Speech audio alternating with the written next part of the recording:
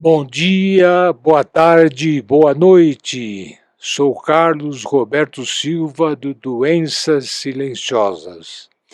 Hoje abordaremos um assunto que mexe com muita gente e é palpitante. Insônia não é normal. Seu corpo está pedindo socorro.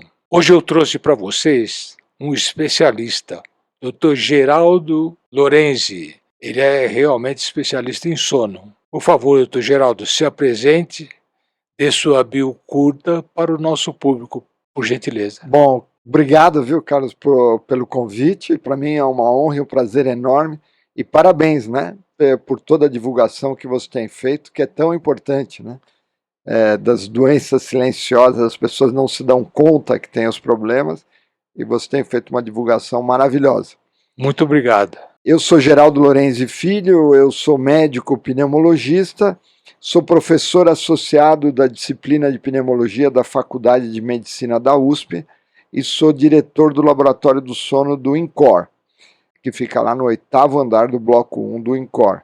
Em 1996, eu fui fazer um pós-doutorado, já tinha feito doutorado, onde eu fui estudar sono e doença cardiovascular. E me apaixonei pela área, não saí mais. A gente tem uma residência de medicina do sono do HC, do Hospital das Clínicas, é a maior que tem, a primeira do Brasil, onde os médicos que já são especialistas em pneumologia, neurologia, psiquiatria, cardiologia, clínica médica, pediatria, uma série de especialidades, eles vão fazer um ano de medicina do sono. E quem entra na medicina do sono não sai mais. O sono é apaixonante, ele é multidisciplinar. Já fui presidente da Associação Brasileira do Sono e hoje estou muito envolvido com uma startup, que é a Biologix, que já tem 10 anos na realidade, que tem facilitado muito o diagnóstico dos distúrbios do sono em casa, de uma forma muito precisa, sem ter que precisar muitas vezes fazer aquele exame complexo que é a polissonografia. Então eu sou, basicamente, resumindo, um apaixonado por essa área de estudo que é o sono. Legal, muito bom. É verdade que dormir mal engorda, adoece e até envelhece mais rápido? É verdade, o sono é essencial para a nossa sobrevivência, né? O sono é absolutamente essencial para a nossa sobrevivência. E o que acontece é que nós vivemos numa sociedade que está dormindo cada vez menos. Essa é uma das questões. Ou está dormindo cada vez pior também. A gente, à noite, a televisão, no começo era a televisão, né? Quando eu era criança, o Carlos certamente lembra disso, na TV Tupi, tocava uma musiquinha lá, depois tinha chiado na TV, 11 horas da noite ia todo mundo para a cama. E hoje a gente vive uma sociedade 24 horas, né? E o celular foi o último ladrão do sono, né? E de manhã o despertador toca, a gente tem coisa para fazer, a gente está dormindo cada vez menos, estamos muito pilhados, estamos dormindo cada vez pior, e então nós temos insônia, privação de sono, apneia do sono, que é uma doença tremendamente comum também, e isso acaba afetando todo o metabolismo, a gente fica mais cansado, mais sonolento, risco de obesidade, por quê? Porque você está privado de sono, a tua tendência é procurar energia, né? E energia no açúcar, come mais, come errado, faz menos exercício físico, está mais cansado, e aí vem outros distúrbios, a apneia obstrutiva do sono. Então, realmente, o sono tem sido muito negligenciado pela nossa sociedade, né? Quantas noites mal dormidas já afetaram o seu cérebro? Comenta, doutor Geraldo. É incrível, né?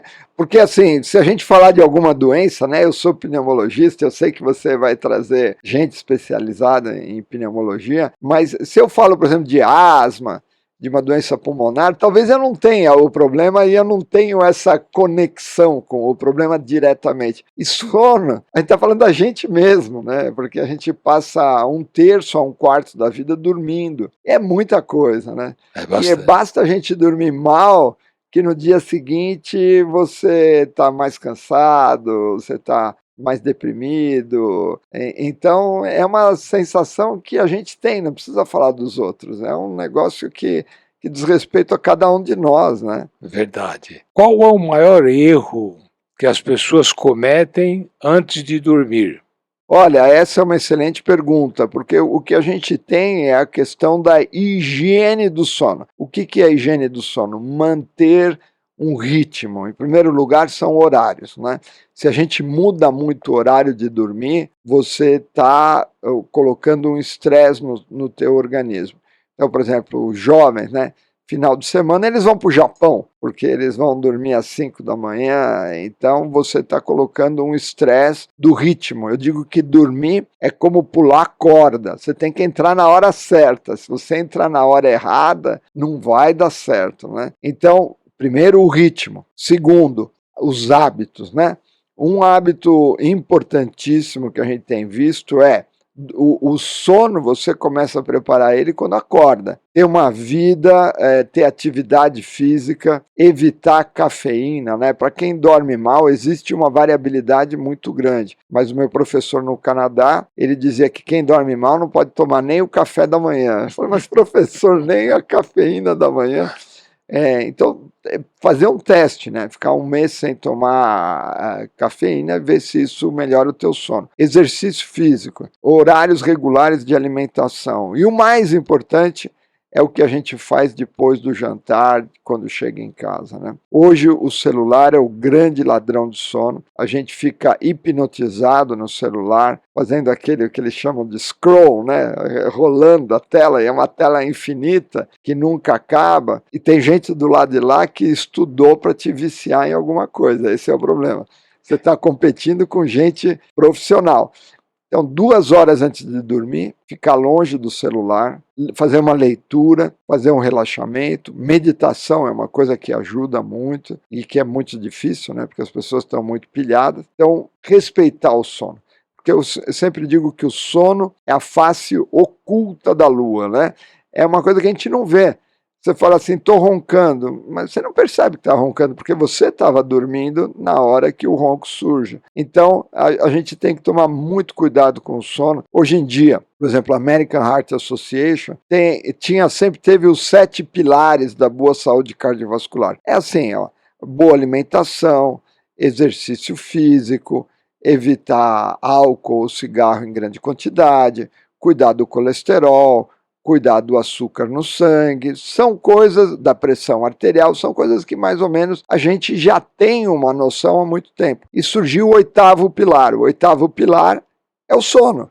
A gente nota, né, que dormir pouco ou dormir mal pode aumentar o risco, inclusive, de doença cardiovascular, acidente vascular cerebral. Então, o sono é o 8º pilar da boa saúde cardiovascular. Então, a gente precisa colocar na pauta a questão do sono. Essa é a grande revolução, eu acho, do século XXI. Né?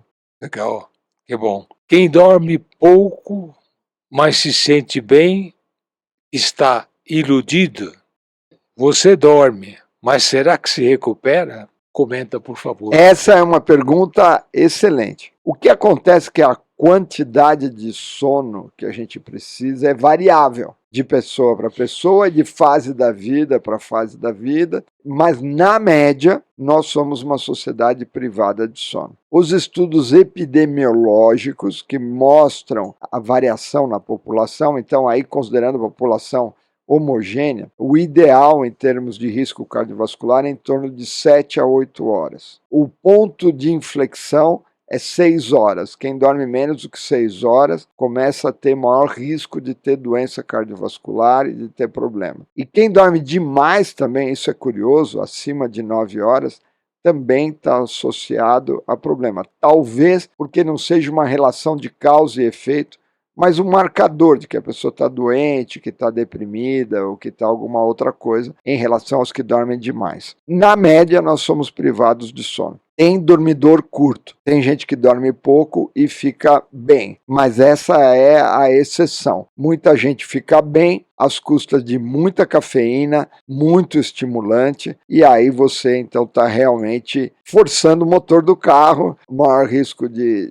demência, de depressão, de obesidade, né? Então precisa tomar muito cuidado. Tem gente que dorme pouco e dorme e está ok, mas não é O mais comum é as pessoas forçando o motor do carro em algum lugar, vai dar algum probleminha de manutenção. Dormir tarde e acordar tarde faz tão mal quanto dormir pouco? Essa é uma boa pergunta. Depende do cronotipo. O cronotipo é determinado, inclusive, geneticamente. 70% a 80% da população são flexíveis. Por exemplo, se a gente arranjar um trabalho mais cedo, você vai se adaptando, começa a dormir mais cedo e acorda mais cedo, o teu horário vai se adaptando. Se você trabalha mais tarde, você começa a dormir mais tarde, acordar mais tarde, se adaptando a esse novo regime. Então, a maior parte das pessoas, elas são flexíveis. O grande problema é que em média, quem dorme muito tarde e acorda mais tarde, tem mais risco de depressão, tem mais risco de obesidade, tem mais risco de desconexão social, né? Porque nós somos animais diurnos, então está todo mundo num ritmo, né? Se você está num ritmo diferente. Agora, existem cronotipos, né? Que gente que são os vespertinos, as pessoas que são as corujas, que eles dormem mais tarde, acordam mais tarde e está tudo bem. E muitas vezes essas pessoas têm um problema, porque elas não se encaixam bem na sociedade. Aí ela começa a pegar um trabalho mais cedo, fala, bom, eu vou dormir cedo, e não consegue dormir, porque o organismo dela, ela tem dificuldade realmente de dormir mais cedo e acordar mais cedo. Então, uma resposta rápida, toma cuidado, você está dormindo tarde, acordando tarde, você está num risco maior do que a maior parte da população. Mas isso é uma das características. Se tiver tudo bem, se estiver equilibrado, né, pode ser a ver com o seu cronotipo. Desde criança você era assim, assim por diante. Então tem gente que quer dormir cedo e não consegue, porque o teu organismo, é o que eu disse, o dormir é como pular uma corda. Eu digo que dormir é como um gato. Cachorro você chama, ele vem. O gato não vem necessariamente, é um ritmo, né? Então, às vezes também ficar muito preocupado com o sono, em vez de ajudar, piora, né? Agora, um erro muito grande é você dormir mal, né? E aí você fala assim, nossa, eu dormi mal, agora eu vou para a cama bem cedo para recuperar. Se você for para a cama sem sono, isso é um ticket carimbado para dar tudo errado. Ou então a pessoa acorda, fica meio sonolenta e fica cochilando durante o dia, fica até mais tarde na cama. Isso você está dizendo para o seu organismo, a cama é um lugar para você ficar fritando aqui, né? Então a gente precisa ter aquela energia, né? Eu fico encantado com o Carlos, que tem assim um ritmo muito forte, né? E eu acho que tem a ver com disciplina, né? Tem a ver com Disciplina, muita. disciplina faz toda a diferença. Eu sou extremamente disciplinado. Isso faz a diferença, né? Então ficar na cama e ficar lá fritando na cama Não. é um convite para você começar a ter insônia, né? Se é que já não tem, né? É verdade, é verdade. Tirar um cochilo de dia atrapalha o sono à noite? Pode atrapalhar. Pode atrapalhar. Cochilo, meia hora?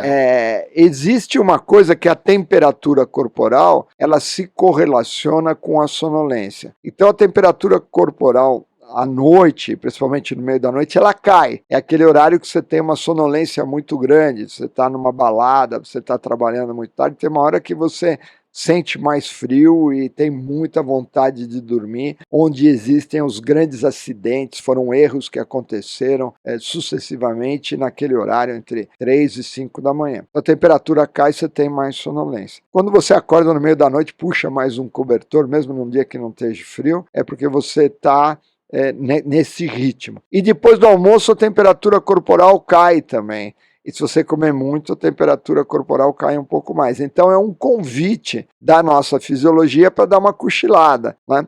Existem várias técnicas. O ideal, muita gente fala que o ideal é não dormir mais do que 20 minutos. Por quê? Para não entrar em sono profundo. Porque se você entra em sono profundo, você tem mais chance de ter a inércia do sono. O que é a inércia do sono? Você vai dormir à tarde, em vez de ficar melhor, você fica meio sonolento, meio cansado, né? Então, se você está tirando o cochilo à tarde e está conseguindo dormir bem à noite, tudo bem. Existe a possibilidade de, em vez da gente ter um sono monofásico só à noite, fazer um sono bifásico, Os monges, por exemplo, fazem muito isso. Eles acordam 4 da manhã para meditar, para fazer orações, e depois do almoço dão uma dormidinha de um tempo para recuperar um pouco aquele sono. Existem vários padrões, né? Uma vez eu conversei com o Amir Klink, ele foi para o Polo Sul e ele entrou num protocolo totalmente maluco de dormir 15 minutos a cada hora, dia e noite, porque ele estava sozinho, tinha os icebergs, e ele descreve isso no livro dele, que uma vez ele passou do horário. Imagine passar do horário, você dormir só 15 minutos em cada hora, imagine o nível de disciplina que você tem. E eu perguntei para ele, e aí, como que é? Nos primeiros dias você fica meio mal-humorado, depois você acostuma. Veja o nível de disciplina que tem um sujeito desse para fazer uma viagem dessa sozinho. Incrível, né? Então o padrão é variável, que eu digo. Mas o melhor é a gente não abusar. Nós não somos o Amir Klink. O Amir Klink também faz isso quando ele está num ambiente totalmente isolado. Se ele está num ambiente social, ou dormir de dia, toca o telefone, tem mais barulho, existe a luz. O ideal é a gente dormir à noite, né? Porque nós somos animais diurnos, né? E não noturnos. Tá bom. É mito ou verdade que a insônia está ligada a problemas emocionais? Sem dúvida. A insônia é um sintoma e é uma doença que pode estar ligada a vários problemas. Tem 3 tipos de insônia. A insônia inicial, eu vou para a cama e não consigo dormir, mas eventualmente quando eu durmo vai embora. Existe a insônia de manutenção, que eu pego no sono, mas aí eu fico acordando ao longo da noite, fica aquele sono meia boca, né? Acorda, dorme. E existe o terceiro tipo de insônia, que você dorme, mas acorda muito mais cedo do que gostaria. Por exemplo, acorda às 3, 4 da manhã, totalmente desperto, e isso leva a um prejuízo ao longo do dia, né? Você fica cansado. Então a insônia inicial, aquela que você está mais ligada à ansiedade. O sujeito está pilhado, tem um monte de coisa, tá no celular, porque as pessoas acham que o dormir é ligar e desligar um botão, né? Não é. O sono é mais como um dimer, né? Você vai diminuindo a luz, tal, até fazer o clique, né? Então você tem que ter um ritual, principalmente à noite. A gente falou também durante o dia, fazer exercício físico. E essa é a insônia inicial. E a insônia de manutenção associado a 2 coisas, principalmente, a sintomas depressivos, a depressão, ou a outra coisa muito comum é a apneia obstrutiva do sono, porque o cara vai dormir, fica roncando e fica acordando à noite sem se dar conta que está acordando, mas aí dorme mal, não consegue conjugar o sono direito, né? Então essa insônia da segunda metade da noite, acordar mais cedo do que gostaria, muitas vezes também está ligado não só a problemas emocionais, é lógico que existe uma gama enorme de possibilidades, mas também ligado à apneia obstrutiva do sono. São as 2 grandes causas. Quem acorda entre 3 e 4 da manhã todo dia pode estar com algum problema sério? Eu acho que é esse tipo de problema. A gente estava falando da insônia, né? É uma coisa incrível, quando a gente vai estudar o sono, existe sempre essa questão de acordar no meio da noite. Mas a gente acorda muito, porque a gente acorda até 10 vezes por hora, mas são micro despertares que não levam à consciência. Virar de um lado, virar do outro, ver se acontece alguma coisa, mas você não tem consciência tipicamente desses micro despertares. E quando tem, é uma coisa muito passageira que você acaba esquecendo. Eu costumo dizer que essa é a diferença de quem dorme bem e quem dorme mal. O sujeito que dorme bem acorda no meio da noite, está tudo escuro, ele dá um sorriso, fala, graças a Deus eu tenho mais tempo para dormir. E quem dorme mal, começa a acordar e já vem aquela preocupação, nem é mais com o sono, é com o dia seguinte. Fala, nossa, o dia seguinte eu vou estar muito cansado. Ele já toma como certo que não vai dormir mais. Então a gente perdeu a confiança no nosso sono. Essa é uma questão central. O que fazer? Uma dica é sair, se você vê que não vai dormir, sai do quarto, sai da cama, vai ler com luz indireta, vai fazer uma meditação, vai orar, mas nada de pegar celular, nada de pegar televisão. A leitura, em geral, é uma coisa que depois de 15, 20, 25 minutos vai cansar e você volta a dormir. Então precisa manter a calma e tentar fazer esse hábito, e aí a um determinado momento percebe que acorda e tudo bem, volta a dormir, vira para o outro lado e volta a dormir. Tem que manter a calma. Quanto mais você estiver confiante, maior a chance de você voltar a dormir. E uma questão essencial é de que, por exemplo, se você tem apneia do sono, você está acordando com o sistema adrenérgico ativado, aí fica mais difícil. Você acorda com uma determinada taquicardia, então você está sendo estressado, porque a garganta do ser humano é estreita, você vai dormir, relaxa, e aí começa a roncar e começa a ter paradas respiratórias, e a doença é tremendamente comum, né? A apneia obstrutiva do sono. Um estudo feito na cidade de São Paulo, 1 a cada 3 adultos tem algum grau de apneia. É muita gente, a maior parte no Brasil e no mundo seguem sem diagnóstico e sem suspeita diagnóstica. É incrível, né? Porque acontece quando está todo mundo dormindo, o sujeito ronca, mas roncar é a vibração dessa faringe quando está dormindo, não significa necessariamente que essa pessoa tenha apneia obstrutiva do sono, que são essas paradas recorrentes durante a noite que podem levar a um sono de má qualidade. Tudo bem. Outra coisa, usar remédio para dormir é seguro? Em quais casos vale a pena e por tempo prolongado? Esse é um problema sério. Os remédios para dormir têm que ser feito com prescrição médica sob orientação. O melhor tratamento para a insônia é a terapia cognitivo-comportamental para a insônia, TCC, que a gente chama. O que é? É um pouco de tudo isso que a gente estava falando, de respeitar o sono, ter horários regulares, observar como é que está a tua mente quando você acorda no meio da noite, mas o principal é a disciplina, exercício físico regular, não ficar excessivamente preocupado com o seu sono, porque tem gente que, o sujeito te fecha no trânsito, também do jeito que eu dormi, acontece alguma coisa errada, você fala, bom, hoje vai dar tudo errado, e dá, né, quando a gente acha que vai dar. Você colabora, né? É a profecia que se autorrealiza, né? Então, existe toda uma questão comportamental, mas tem coisas muito simples, né? Exercício físico regular, horários regulares, não tomar cafeína, 2 horas antes de dormir ficar longe do celular, do computador, tentar dar uma ritualizada na sua vida, principalmente ao longo do período da noite, né? Dormir não é ligar e desligar um botão. Então, tudo isso ajuda. Eu, por exemplo, sou dependente. Eu conversei com o meu médico e falei para ele, eu quero tirar. Ele falou, tudo bem, você tem que tomar uma série de cuidados, agir de diversas maneiras diferentes, mas você dorme bem? Eu falei, durmo bem demais. Ele falou, então deixa. Existem medicações que podem ser dadas a longo prazo, existem outras que são mais perigosas, que aumentam o risco de problemas de memória no futuro, de aumento da quantidade de remédio. Se quiser tirar, eu sempre dou algumas dicas. Por exemplo, chega sexta e sábado, reduz a dose pela metade. Você vai dormir pior, porque é como descer um degrau. É do mesmo jeito que você começou a dormir melhor quando começou a tomar o remédio. Então, vai tirar férias. Alguns dias que você sabe que se dormir mal, tudo bem, no dia seguinte não vai acontecer nada.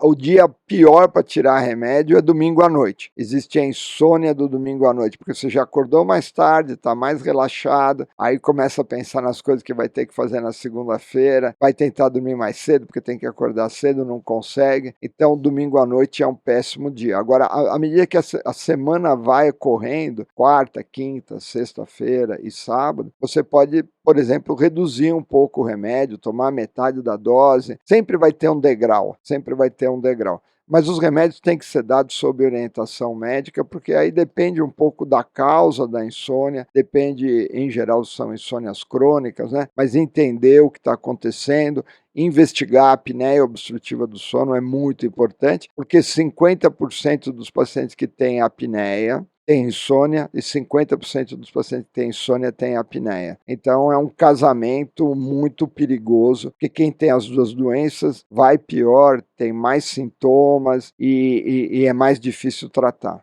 Quais são as drogas mais perigosas que existem, que não podem ser ministradas por longo tempo?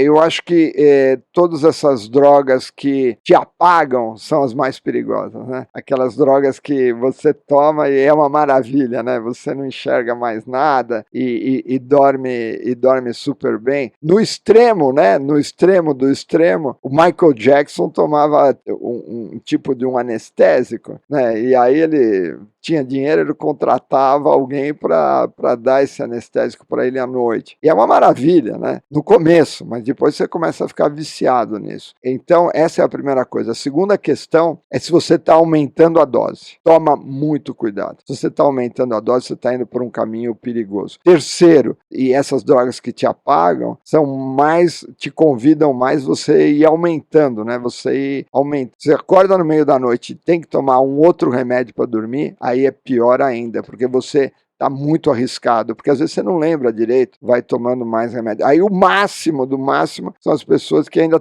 tomam remédio durante o dia, não é mais nem para dormir, é porque dá um barato, né? A pessoa fica meio fora do ar, a ansiedade diminui. Então, eu acho que de forma geral a gente precisa de orientação médica para lidar com remédio para dormir, mas tem muita coisa que a gente pode fazer do nosso lado, que é a tal da higiene do sono, são os hábitos e assim por diante. São coisas fáceis de falar e difíceis de implementar. Por quê? Porque tem que mudar a tua disciplina. Isso é muito difícil. As pessoas têm muita dificuldade de mudar as suas rotinas, né? É complicado. E diga uma coisa, eu noto por mim, se eu vou dormir às 9h30, o meu sono é maravilhoso, eu acordo 4h30, 5 horas, tenho uma disposição astronômica, absurda.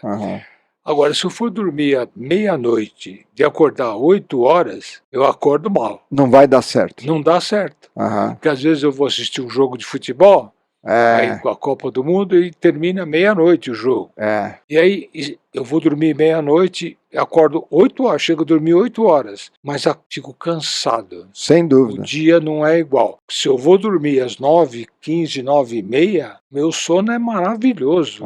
Eu acordo 4h30, 5 horas. E bem. Maravilhoso. Acordo subindo as paredes.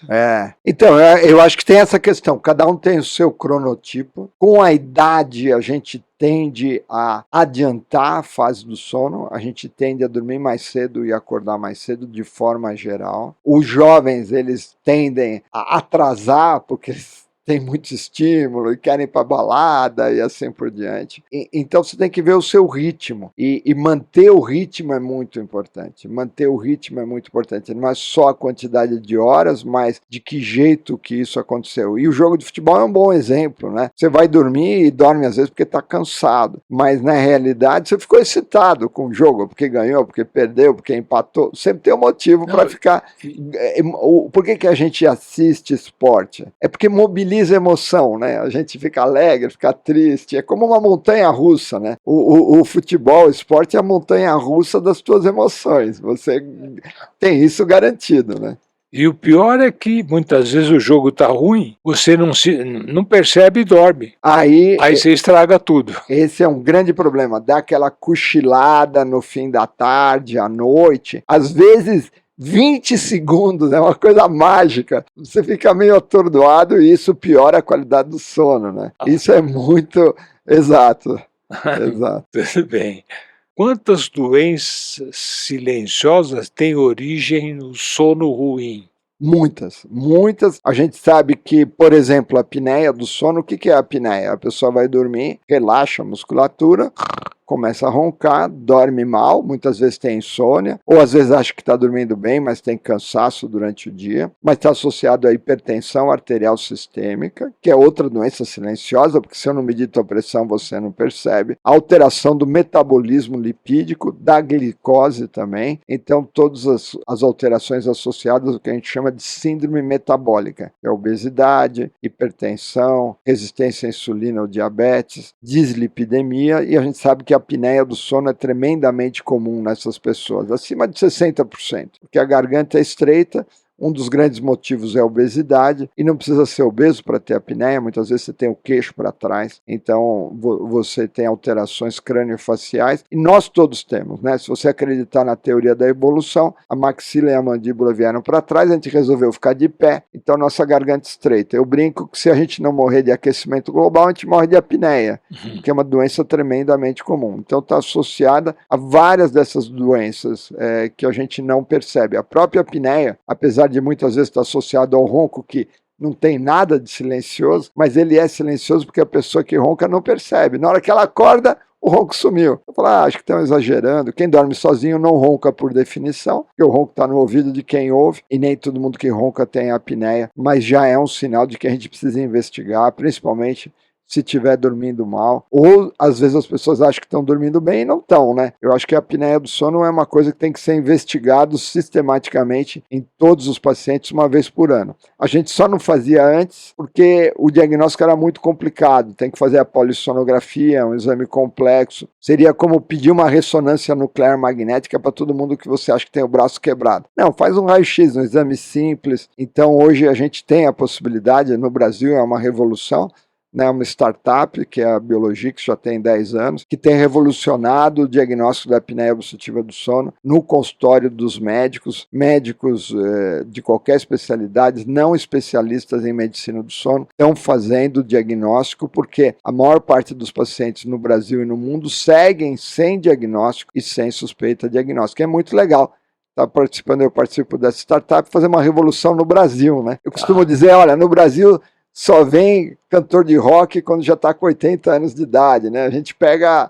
Não, aqui é o contrário, é uma multinacional brasileira, está espalhando essa tecnologia, está no Chile, no México, na Argentina, na Nova Zelândia, e agora estamos levando para outros países essa solução simples e validada, porque muitas vezes você tem um relógio, mas esse relógio que fala a fase do sono tal, não é validado, ele é feito para o consumidor, e o equipamento da Biologix, não. Ele é para o profissional de saúde, ele prestar o serviço, e a gente dá todo o apoio. Então é muito legal ver que hoje a Biologix faz muito diagnóstico de problemas do sono de uma forma simplificada no consultório do médico. Você leva para casa o equipamento, faz em casa, traz de volta, vai para a nuvem, é avaliado, e é preciso, foi validado contra a polissonografia, que é aquele exame clássico. Então a gente tem uma revolução do Brasil para o mundo. É legal, né? Legal, é muito legal. Escuta, o senhor falou um termo aí que eu fiquei boiando, e eu acho que a audiência também deve ter acontecido a mesma coisa que eu. E que é dislipidemia? A alteração do colesterol e dos triglicérides. Que é esse exame que a gente mede, né? Colesterol, triglicérides, toma remédio para colesterol. Isso não é bom porque quando tem alteração, a gente chama dos lípides, né, que estão no sangue, eles começam a entupir as artérias. Então, você tem mais chance de ter um infarto, um AVC. Então, a alteração do colesterol também está associada à apneia do sono, porque você dorme mal, fica engasgando, o oxigênio cai o oxigênio cai e sobe de novo. Isso é muito ruim para o sistema metabólico como um todo. Então é um grande fator de risco para doenças cardiovasculares, para problema de memória, Alzheimer, sono de má qualidade. É um horror. E o mais interessante é que a pessoa não percebe que tem um problema. É verdade. Insônia não é normal. Seu corpo está pedindo socorro. E aí você já respondeu isso aí. O que o sono tem a ver com Alzheimer e perda de memória? Então, porque na realidade é durante o sono que a gente fixa a memória. A memória é fixada durante o sono, né? Tem até um filme interessante que era uma moça muito bonita. Quando ela vai dormir, ela esquece as coisas, né? Então o marido dela tinha que conquistar ela todo dia seguinte, porque ela não lembrava mais das coisas. E é então exatamente isso, é durante o sono que a gente fixa a memória, né? E é durante o sono também que a gente esquece coisas. É durante o sono que a gente faz poda neural, porque a gente recebe muita informação durante o dia, né? E o sono não é uma coisa estática, ela tem várias fases. Tem o sono profundo, onde a gente não lembra de nada, não está sonhando, não existe atividade cerebral. E existe uma fase mágica, que é a fase que a gente chama de sono paradoxal ou sono REM. Como assim? Paradoxo, o que é o paradoxo? O cérebro acordado e o corpo totalmente relaxado. E chamado também a fase REM nos humanos, porque REM vem de Rapid Eye Movement, movimento rápido dos olhos. Então, o teu cérebro está acordado, você está sonhando, você está alucinando durante o sonho. E se você olhar um trem da direita para a esquerda, teu olho vai mexer da direita para a esquerda. Como nós somos animais visuais, a gente mexe muito os olhos e a gente está ativamente. Então, são várias fases. O sono não é só uma coisa passiva, é super importante esse relaxamento, a fase de sono de ondas lentas, onde o cérebro está literalmente dormindo, mas existe uma fase onde o cérebro está ativo, revendo tudo o que aconteceu durante o dia. 90% do sonho é um repasse do que aconteceu durante o dia, com grande conteúdo emocional, onde a gente vai metabolizar as emoções também. Então o sono é maravilhoso, é um grande mistério, mas é fundamental. Se a gente não dormir, a gente está literalmente em maus lençóis. Né? Que tipo de insônia é a mais perigosa? A de início, de meio ou a do fim do sono? Eu acho que é difícil, eu acho que tem duas características da insônia, o quanto isso te atrapalha durante o dia, né? O quanto isso está te causando piora da qualidade de vida, cansaço, sonolência. Antigamente a gente achava que quem tinha insônia não tinha sonolência, porque o cara está sempre hiperativo. Nós estávamos vendo trabalhos essa semana, que ainda não foi publicado no INCOR, mostrando que na realidade quem tem insônia, na realidade muitas vezes tem sonolência sim. Então, má qualidade, piora da qualidade de vida, né? E a longo prazo pode aumentar o risco, principalmente se estiver associado à apneia obstrutiva do sono, a risco de doença cardiovascular, infarto, morte. Então, acho que a insônia, de forma geral, ela tem que ser colocada na mesa do nosso bem-estar do dia a dia, né? Porque dormir mal, nada dá certo no dia seguinte. É uma coisa interessante. Eu, por exemplo, eu pratico corrida 4 quilômetros 3 vezes por semana. Uhum.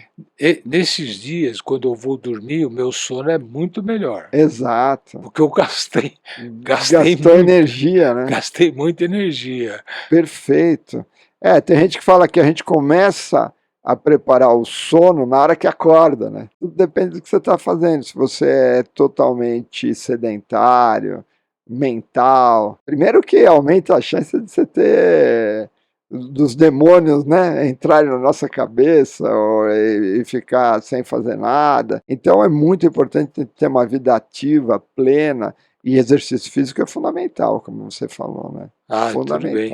Se você não dorme bem, seu corpo vive em guerra e você nem percebe. Linda essa frase, linda essa frase. Seu corpo vive em guerra. Eu vejo uma guerra assim, a apneia obstrutiva do sono. O sujeito dorme, relaxa a musculatura, a garganta fecha. Aí ele tenta acordar, então ele fica fazendo esforço. Aí de repente aquele ronco alto ressuscitativo, aí ele dorme de novo. Isso é uma verdadeira guerra, né? Eu costumo brincar, dizer, o sujeito sabe dormir e sabe respirar. Ele só não sabe fazer as duas coisas ao mesmo tempo, porque quando dorme fecha a garganta, aí ele fica dormindo, mas não respira. Aí ele acorda, respira, mas não dorme. Agora, uma pergunta que me surgiu agora, existe tratamento para isso? Existe. A primeira coisa é fazer um diagnóstico preciso, né? Então a gente tem aqui o exemplo da Biologix, né? Eu sempre mostro. Foi então, isso que eu fiz. Né? Você fez, né? E não tem apneia, a gente ficou tranquilo, né? Então é um oxímetro de alta resolução, você coloca no dedo. Então todo o laboratório do sono está desse tamanho, no consultório do seu médico. E você faz o exame, isso vai para a plataforma, isso é super importante para a gente diagnosticar a apneia obstrutiva do sono, porque é uma doença tremendamente comum. E mesmo quem acha que dorme bem, precisa fazer um exame do mesmo jeito que o médico pede o exame do colesterol, mede a pressão arterial. O distúrbio do sono, em especial a apneia do sono, é tremendamente comum na população. A gente advoga essa questão do médico fazer anualmente um exame do sono simplificado para diagnosticar a apneia do sono. E é diagnóstico, né? Porque quando o oxigênio cai e sobe novamente, a única doença que causa isso é a apneia obstrutiva do sono. Mas como trata a apneia do sono? Vamos lá. Primeiro, dormir de lado. A gente sabe que de barriga para cima a língua cai para trás. As mulheres sabem disso, dá uma cutucada, o sujeito vira de lado e ronca menos. Não, agora ele está roncando em qualquer posição, virou profissional. Então, dormir de lado. Como que a gente faz para dormir de lado? Aumenta a altura do travesseiro para apoiar melhor a cabeça quando você está de lado e coloca um travesseiro entre as pernas. E terceiro, presta atenção se você está dormindo de lado. Segundo, tratar o nariz, porque se meu nariz está fechado, eu abro a boca, ó, eu vou roncar. Na hora que eu fecho a boca, é mais difícil roncar, porque normalmente quando eu fecho a boca, a língua vai para frente e acopla no palato. Então, ter o nariz funcionando, precisa ver se tem que tratar rinite, se já tem um problema crônico. Se você tem uma obstrução fixa de uma narina, precisa olhar um otorrinolaringologista. Cirurgias em casos específicos, às vezes a amígdala grande, ou tem alguma alteração crâniofacial importante, ou alguma alteração que vale a pena observar se existe a possibilidade da cirurgia. A placa de avanço mandibular, feita pelo dentista, é uma placa móvel, na hora de dormir você puxa o queixo para frente. Então, de manhã tira a placa, você ganha um espaço aqui atrás da língua, um espaço retrolingual. Exercício físico ajuda. Fonoaudiologia, fonoaudiólogos hoje em dia têm exercícios para a musculatura da faringe. Perda de peso, super importante. Se você tiver obesidade, tem magro que também tem apneia, mas é muito comum em obeso. Por quê? A gente engorda na língua, engorda no pescoço, não só na barriga. Cada 10% do peso que perde, melhora a apneia entre 26% e 30%. Olha que bom negócio. É lógico que é difícil perder peso, hoje em dia existem medicações muito eficazes, mas o exercício físico, de forma geral, ajuda muito. E por último, o CPAP, que é aquela máscara que joga ar sob pressão e abre a garganta. O CPAP é uma sigla em inglês que quer dizer Continuous Positive Airway Pressure. Então é um C, um P, um A e um P. CPAP, tá? Então é uma máscara ligada a um compressor. É o princípio do pneu do carro. O teu carro aguenta 1 tonelada, mas o pneu é flácido. Eu vou lá, jogo uma pressão, funciona como uma tala pneumática que abre a garganta. E dá para usar esse negócio? Dá. Se a pessoa tiver apneia do sono e estiver dormindo mal, ela põe essa máscara, muitas vezes muda de vida, acorda, fica menos sonolenta, menos risco de ter problema cardíaco. Então é uma revolução. É como um óculos, eu enxergo. Pode dirigir? Pode, desde que use óculos. Pode dormir? Pode, desde que use o CPAP, mas cada vez mais a gente faz um tratamento combinado. Coloca o CPAP hoje, mas vamos perder peso, vamos pensar numa placa, talvez uma cirurgia, talvez uma fono. Então a gente tem clínicas, né? Eu trabalho numa clínica multidisciplinar, que é a NICS, que trabalha nesse âmbito de ver qual é o melhor tratamento para você naquele momento. O fato é que só de prestar atenção ao problema já melhora muito, né? Porque eu posso dormir de lado, fazer exercício físico, tomar cuidado com os horários, todas aquelas coisas que a gente falou aqui, já ajuda muito, não precisa muitas vezes procurar um especialista. E hoje em dia o seu médico, o seu clínico, o seu cardiologista muitas vezes já tem o equipamento, que é o Biologix, que faz o exame em casa e faz o screening de apneia do sono. Isso é muito importante. Nós já falamos um pouco sobre isso. Qual é o ritual ideal antes de dormir para induzir sono profundo? Eu acho que a gente tem que tomar muito cuidado, né, com o quarto, em primeiro lugar, né? Luminosidade, né? Às vezes você tem uma luz que está te incomodando, barulho. O quarto, a cama é um lugar para dormir, não é um lugar para você ficar trabalhando, não é um lugar para... Pode fazer uma leitura com luz indireta, mas uma leitura tranquila, né? Não é um lugar de trabalho, não é um lugar para comer. Ter uma organização daquele espaço é super importante. Ver com quem você está dormindo do lado, né? Muitas vezes existe uma tensão nos relacionamentos, o marido, a mulher, tal. Isso tudo vai piorando a qualidade do sono de uma forma sutil e imperceptível. E precisa ser conversado e discutido. Outra coisa é o celular. O celular é o principal. Eu vejo assim, eu durmo mal, tal, acordo às 3 da manhã, o que você faz? Ela está com o celular na mão. Isso é um crime, porque na realidade a luz está apagada, tua pupila está dilatada, você está estimulado. não vai dar certo, né? Não vai dar certo de forma alguma. Antes de dormir, lembrar isso, que o sono é um timer, não é um liga e desliga. Então você tem que ir desligando a luz, você tem que fazer uma rotina agradável, né? Tenho pacientes que me falam o seguinte: olha, à noite, a não ser que seja uma coisa urgente que eu tenha que sair de casa para resolver, não me fala. Notícia ruim você me fala amanhã, tá certo? Não vamos discutir o nosso relacionamento às 11 da noite. O jogo de futebol é um problema, né? É um problema, é um exemplo típico, porque na realidade o jornal, né, antigamente era 7h30 da noite, depois passou para as 8, depois passou para as 8h30. O jogo de futebol era 8h30, 9 horas, hoje começa 10, 11, porque a gente está globalizado, né, os horários são diferentes. Os fusos horários, né? Então eu posso olhar a bolsa de valores de qualquer lugar do mundo, e alguma bolsa de valores está funcionando no horário qualquer, né? Então é tudo uma loucura, né? A gente ficou muito pilhado, né? O exercício físico à noite, muitas vezes as pessoas perguntam, não é muito bom fazer muito tarde porque atrasa o horário de dormir, né? Porque você chega pilhado, aumenta a temperatura corporal, então sempre tem essa questão, né, do exercício físico versus sono, né? Mas fazer exercício físico, você mesmo contou, ajuda muito a dormir. Eu acordo e faço. É maravilhoso. Porque... Você é um matutino.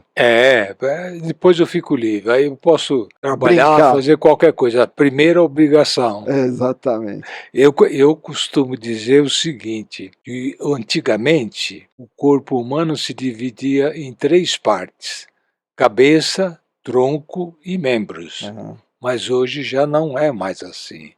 É cabeça, tronco, membro e telefone celular. Exato.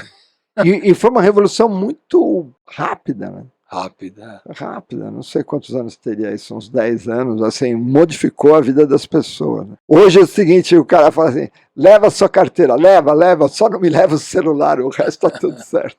Eu já cheguei no domingo, na hora do almoço, digo, bota todo mundo o celular nessa cesta aqui, depois que a gente almoçar, vocês pegam de novo o celular. Fantástico, a gente tem que começar a fazer isso, né? E o pessoal tem abstinência, né? Passam mal sem o celular na mão. Quantas horas um adulto realmente precisa dormir?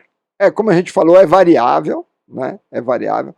Na média, nós somos uma sociedade privada de sono. O bebê precisa dormir 18 horas, a criança pequena 14, 15 horas, depois vai diminuindo. O jovem é o que está mais arriscado a ter privação de sono, porque ele precisa dormir muito e dorme pouco. E com a idade, a gente, na média, 7 horas. Tem gente que com 6 fica bem, tem gente que precisa de 8 horas. Você está precisando de muitas horas do sono, dá uma olhada, porque você pode ter a apneia do sono, que é uma outra causa de um sono não reparador, né? Não totalmente reparador. Então, existe uma variação. É a mesma coisa, quando você vai pegar de comida no bandejão, quantas gramas? Você vai lá e não come todo mundo igual. Existe uma variação na fisiologia de cada um, mas na média, nós somos uma sociedade restrita de sono. Estamos dormindo menos que deveria, justamente por causa de toda a tecnologia. E o quarto elemento aí, que é o celular. Né? É isso aí. A tela azul antes de dormir é tão horrível assim? A gente fala que existem frequências de onda que são piores e melhores, né? A luz azul seria uma luz pior, né? Porque você pode olhar no avião, na pista, a luz é azul para dar a indicação da pista, porque ela é mais facilmente enxergada, né? Mas eu acho que de forma geral não é a cor azul, amarela, vermelha. O problema maior é o que está se passando na tua mente, né? Associado, obviamente, à exposição de luz, né? Então é um pacote agora da maldade que é bem maior do que única exclusivamente a luz, mas principalmente o que está se passando na sua mente. Por exemplo, vai assistir um jogo de futebol, não adianta botar uma tela de outra cor, que você vai ficar... O que interessa é quem está jogando lá, né? E o quanto isso está repercutindo na sua mente. E existem infinitos jogos acontecendo na nossa mente quando a gente está no celular, controlado por um algoritmo que sabe mais de como te viciar, né, do que qualquer outra coisa. Eles são profissionais e não existe legislação sobre isso. Antigamente a mídia tinha legislação, mas não tem nem como legislar, porque você inventa uma coisa, depois de 3 meses já surgiu uma outra ideia, né? Então, e as pessoas estão viciadas. Estão viciadas. É vício. Com que idade o sono começa a piorar? E dá para reverter? Olha, o sono, eu acho que, eu falo por experiência própria, um grande divisor de águas é quando você tem filhos. E a mulher fica muito mais sob estresse, né? Na gravidez, o terceiro trimestre da gravidez é um estresse, muitas vezes, muito grande, né? Depois que nasce, aí é terrível, né? Porque as crianças ficam acordando, tem um ritmo totalmente diferente, e a nossa sociedade urbana impõe outros tipos de ritmo, né? Então, eu acho que ter filhos é um grande divisor de águas. E o segundo divisor de águas é a menopausa da mulher e a andropausa no homem, que a gente fala pouco, mas os hormônios também mudam no homem, e aí o sono tende a ficar mais instável, mais curto, menos reparador. Eu acho que são os 2 grandes momentos da vida, né? E na juventude a gente pode dormir e não quer, né? Você tem capacidade para dormir, mas fica abusando. A gente abusa mais do corpo quando é jovem. O corpo se recupera, né? Depois de uma certa idade a gente pensa 2 vezes antes de ir para uma balada até às 5 da manhã, né? É verdade, pensa 2 vezes mesmo. Que técnicas naturais funcionam melhor do que remédios para insônia? Olha, é um pouco de tudo isso que a gente falou, né? As técnicas naturais são técnicas envolvendo o que a gente se alimenta, o quanto a gente se alimenta, o horário que a gente se alimenta, o exercício físico, como a gente interage com a sociedade de forma geral. E não dá, né? Eu acho que quando a gente fala hoje, é o que você comentou. O celular, eu acho que hoje é o mais novo grande ladrão de sono da nossa sociedade. Ele veio para ficar, né? Logo, logo ele vai estar embutido dentro do nosso cérebro, de alguma forma. Acho que já está, né? Já está. No nosso óculos, né? Alguma coisa assim. Então, a gente ainda não está sabendo lidar com essas novas tecnologias. Eu acho que as cidades grandes são um problema. Você vai viajar, vai para cidades menores, tal, você vê que as pessoas estão num ritmo diferente. A gente, na cidade grande, está todo mundo mais pilhado, mais nervoso, é o trânsito, é a competitividade, as pessoas estão mais armadas para brigar. Então, eu acho que esse é um problema global, né? Que tem a ver com a nossa evolução na face da Terra, né? O que é polissonografia?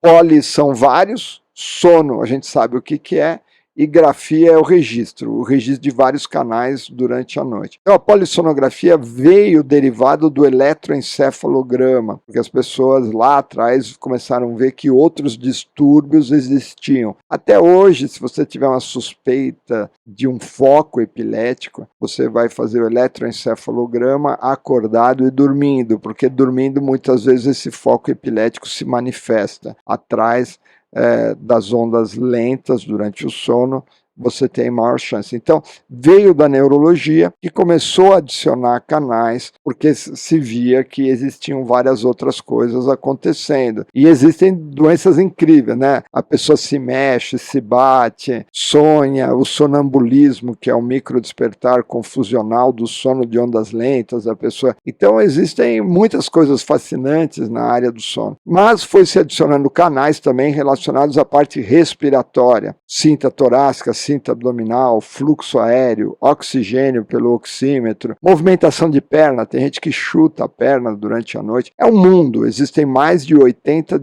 diagnósticos diferenciais. Então, medicina do sono é algo muito bonito. Agora, existe uma doença que particularmente é muito comum, que é a apneia obstrutiva do sono. E aí, então, foram surgindo métodos simplificados para resolver o problema de massa da população, que acaba ficando sem diagnóstico e sem suspeita diagnóstica de apneia do sono. Então, em vários locais do mundo, eu acho que isso já está bem claro, na Europa, isso eles foram em lugares onde não existe um modelo de negócio e a saúde é socializada, né? Inglaterra, Espanha, Itália, As poligrafias, que são os sistemas simplificados que não têm eletroencefalograma, a própria França dominam totalmente o diagnóstico. Você não precisa fazer, em 95% dos casos, não seria o primeiro exame uma polissonografia que vai ver outras coisas se a suspeita é a apneia obstrutiva do sono. Então, a gente tem uma tendência,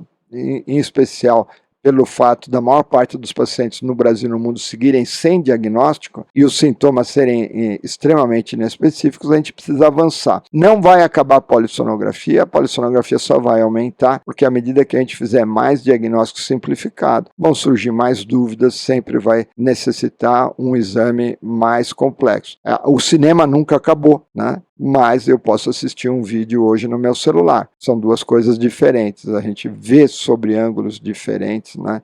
Então a gente precisa entender que não é uma competição, é uma necessidade tecnológica e é muito legal, né?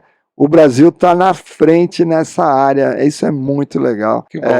A gente realmente tem feito a diferença e mostrado para o mundo que a gente tem que pensar um pouquinho fora da caixa. Não somos contrários à polissonografia. Eu fui presidente da Associação Brasileira do Sono. Eu tenho um laboratório do sono no INCOR, com todos aqueles fios. Eu fui o primeiro coordenador da residência de medicina do sono no Brasil. A gente tem residentes que passam um ano em vários locais. E a gente sempre estimulou a multidisciplinaridade, mas também a praticidade, né? Como cientista que todos os médicos de alguma forma são, a gente tem um problema e tem que arranjar uma solução. Não pode só ficar falando, olha, nós temos um problema, e 80% dos pacientes seguem sem diagnóstico, sem suspeita diagnóstica. E a gente tem que divulgar isso para o médico não especialista. Porque se ficar dependendo do especialista em medicina do sono, a gente não vai resolver o problema no Brasil e no mundo. Isso não quer dizer que não tem especialista e não quer dizer que a especialidade não vai crescer. A gente precisa pensar de uma forma sistêmica de colaboração e não naquele sistema de competição, né? Isso é uma mudança de paradigma que vem lá de trás, né? Tem muita gente falando sobre isso, né? Então a visão darwiniana, né? Sobrevivência do mais esperto, do melhor, tá? O que significa? Não, eu vou fazer para mim e o outro que se dane, né? A gente precisa mudar esse conceito, né? A gente precisa mudar esse conceito. Por trás disso, a gente precisa colaborar, porque o nosso inimigo é a ignorância, é o paciente que não é diagnosticado, é o paciente que precisa de ajuda, e a gente vai precisar de muito mais médico do sono, muito mais de polissonografia, porque existem 80 diagnósticos incluídos aí. Mas a medicina do sono está precisando de ajuda através da tecnologia. Os relógios existem, né? Os relógios simplificados, eles dizem que fase do sono você teve e tal, mas isso não é validado. Então, é feito num modelo que é direto para o consumidor. A gente tem um modelo diferente, que é justamente o médico, no seu consultório, tem já o equipamento, né? Na cardiologia existem mais de 1.000 cardiologistas com equipamento Biologix fazendo a revolução, incluindo uma avaliação do sono. Eu acho que o paciente tem que perguntar para o médico, puxa, mas eu preciso de tudo isso para fazer diagnóstico de apneia do sono? Não precisa, né? E precisa sim, uma vez por ano, fazer um check-up do sono, porque a doença vai crescendo muito com a idade. Infelizmente, com a idade, a prevalência de apneia do sono vai subindo de uma forma incrível. Escuta, quem ronca tem apneia? Não necessariamente. Se o ronco é alto, incomoda os outros, se você acorda cansado, existe uma maior chance de ter apneia. Agora, a gente advoga que todo mundo tem que ser investigado a partir pelo menos dos 40 anos de idade, porque a doença é tremendamente comum. Muito bem. Doutor Geraldo, eu quero lhe agradecer imensamente por esse brilhante podcast, altamente esclarecedor de um assunto tão importante que é o sono. O sono é vital para nós e foi realmente um podcast brilhante. Eu lhe agradeço demais. Muito obrigado, obrigado mesmo. E agora as suas considerações finais. O senhor diga como o senhor pode ser localizado, porque provavelmente as pessoas vão querer. Então fique à vontade. Bom, Carlos, muito obrigado. A gente fica encantado com o teu podcast, né? Eu achei incrível, né? Essas doenças, como que é? Doenças silenciosas. Silenciosa, é isso mesmo, né? Porque a doença, quando ela se manifesta, já é tarde, né? A gente tem a possibilidade de diagnosticar muito mais precocemente. E a informação é a coisa chave, né? A informação é a coisa chave. Bom, então eu acho que hoje em dia no Google, né? Meu nome é Geraldo Lorenzi Filho, eu sou diretor do Laboratório do Sono do INCOR, sou diretor também do Núcleo Interdisciplinar das Ciências do Sono, chamado NICS. NICS é a deusa da noite, é a mãe de Hipnos. Hipnos é o deus do sono, né? Então é uma clínica multidisciplinar que a gente tenta usar todos os recursos que a gente tem para melhorar o sono dos nossos pacientes, não só recursos tecnológicos, mas humanos.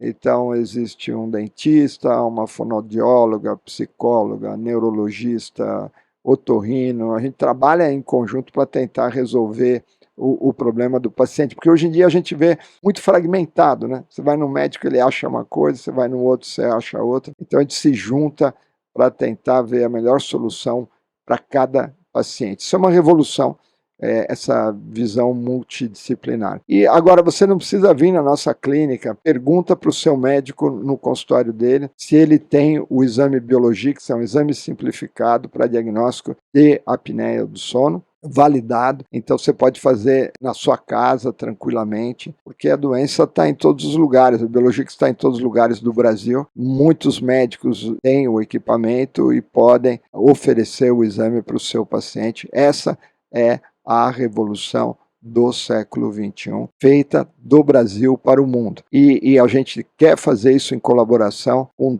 todos os grandes players da área do sono, né? Não um contra o outro, mas todos juntos, melhorando a saúde da população, em especial do sono, né? Nós estamos dormindo tão mal e a gente precisa ter um olhar para essa questão, né? Ok, muito obrigado mais uma vez, muita gratidão. Bom dia, boa tarde, boa noite. Eu espero que vocês tenham aproveitado ao máximo esse episódio de hoje que abordou o sono com o Dr. Geraldo Lorenzi. É super importante, nós estamos no 17º episódio, isso tudo é gratuito, ninguém paga nada, não tem monetização, a gente faz por diletantismo, porque você quer praticar o bem para as pessoas. Eu acho ultra importante que você acompanhe cada episódio do Doenças Silenciosas, porque vai te elucidar, vai te dar uma condição incrível de você se autoconhecer melhor e agir na hora certa, porque as pessoas só deixam para ir ao médico quando estão doentes e muitas vezes é tarde. Espero que isso não aconteça com você. Essa é a minha razão de ser. Tudo de bom, até uma próxima. Muito obrigado.